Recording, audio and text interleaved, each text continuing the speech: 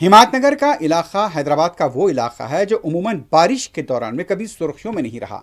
लेकिन गुज़िश्ता रात की बारिश में हिमायत नगर के कई इलाके पानी में डूबे हुए देखे गए। बताया जाता है कि स्ट्रीट नंबर 18 मदीना गली में मिलादुन नबी सल्लल्लाहु अलैहि वसल्लम के सिलसिले में पकवान का इंतज़ाम किया गया था।